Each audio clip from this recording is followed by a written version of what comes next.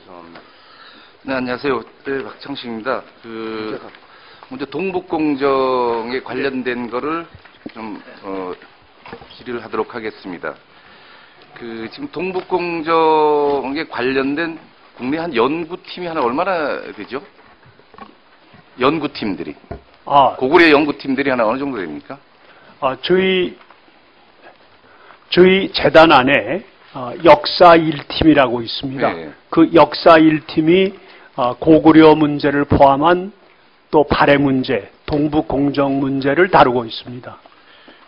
이제 일반 국민들도 아마 저 같은 느낌이라고 생각이 드는데, 네. 고구려에 관련된 동북 공정에 대한 어떤 깊이 있게 손을 못 대는 이유가 뭐 있나요? 이렇게 말씀드리는 것이 어떨까 싶습니다. 사실 학계에서의 연구는 상당히 깊이 있게 들어가 있습니다.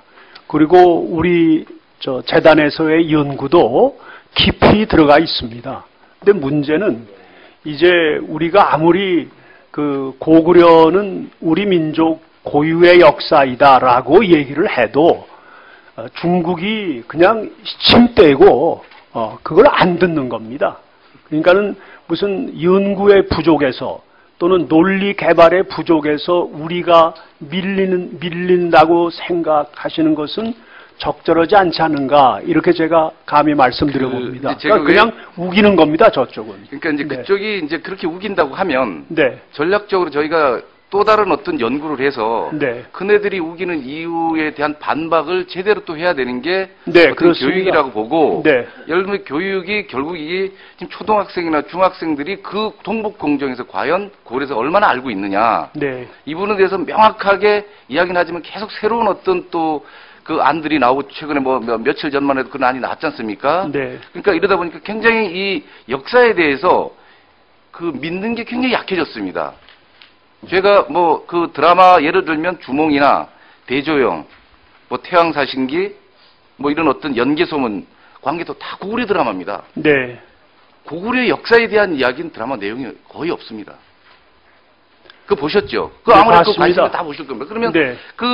고구려 이야기를 할 때는 어떤 이야기가 나오냐? 모든 드라마가, 최근에 나온 드라마가 지도를 놓고 장수가 이리 진격을 해야 된다.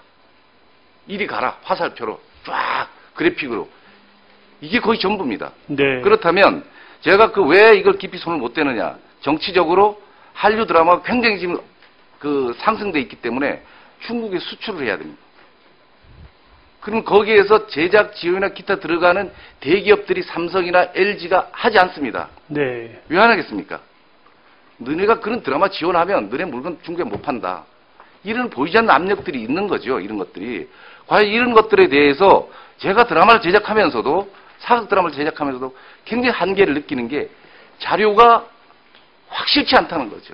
그런 어떤 분들이 많습니다. 예를 들면 이 초등학생들이, 중학생들이 이제는 역사 공부를 드라마를 보고 하는 경우가 많이 있죠. 네. 예, 근데 이 복식도 달라. 가옥 구조도 달라. 민속촌의 22번가 양반갓집을 백제 신라 고구려 드라마를 방송 3사가 서로 찍으려고 민속촌 마당에서 대기하고 있는 거죠. 이런 거를 지금 저희들은 그걸 안방극장에서 보고 있습니다. 이런 부분을. 그렇다면 앞으로 역사를 연구하고 이런 쪽에서는 그런 부분에 대한 거를, 예를 들면 백제나 신라나 고구려가 복식도 비슷하고 가옥 구조도 비슷하고 거기에 대한 어떤 이런 언어도 비슷하고 어떤 이런 부분들이 결국은 우리 역사를 이야기할 때 그 드라마를 더 믿고 가는 거죠.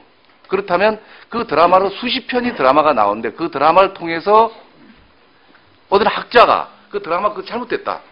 예, 우리 역사 잘못됐다. 이렇게 얘기하는 부분들이 없는 거죠. 그렇게 보면 어떻게 하느냐. 드라마는 드라마일 뿐이다. 하지만 그거를 우리 학생들은 그거를 사실 우리 선조들이 이렇게 했구나. 이거는 저는 어떻게 보냐면 이거 죄를 짓는 거라고 보는 거죠. 천년 백년 살 것도 아니고 결국 이걸 후대에 계속 물려줄 건데 똑같은 걸 계속 물려줄 것이냐, 새로운 걸 바로 찾아서 바로 알려줄 것이냐. 중국이 대국이라서 그 나라의 경제적인 부분, 정치적인 부분에 대해서 약간 갸우뚱하는 것도 없지 않아 있습니다. 저도 그런 걸 느낍니다.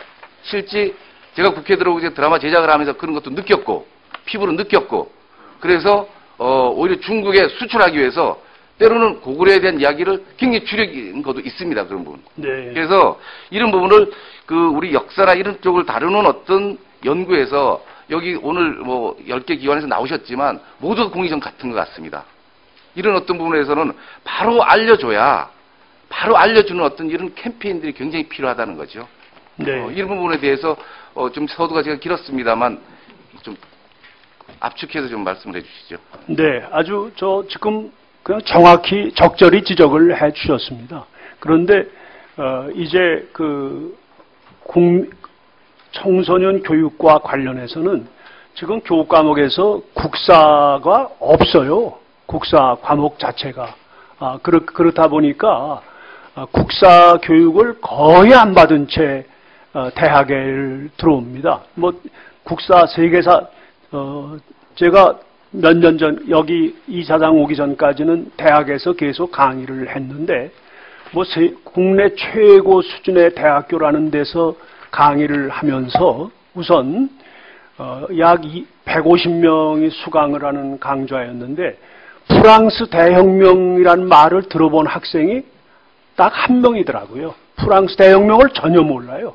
왜냐하면 학교에서 배운 일이 없다는 겁니다. 비슷하게 우리 국사에 대해서도 지금 의원님 말씀하신 그대로 책을 통해서는 제대로 배운 게 제약되어 있다 보니까 드라마에 나오는 국사상이 우리의 국사상인 것처럼 이렇게 받아들이고 있는 건 참으로 안타깝습니다. 그래서 몇몇 저명한 국사학자들이 칼럼도 여러 번 쓰셨어요. 이거 우리 자체의 왜곡이 너무 심하다. 그리고 국민들은 또 학생들은 그 드라마에 나오는 역사상을 가지고 우리 역사라고 믿지 않기 바란다라고까지 썼습니다만 그 영향은 크지 않은 것 같아서 참으로 안타깝습니다. 그러나 의원님 말씀 취지는 저도 100% 공감하고 우리가 제대로 우리 국사를 알려주는 게 중요하다는 말씀은 제가 거듭 올리도록 하겠습니다. 네. 예, 박창식 의원님 우리 교육위로 잘 오셨네요.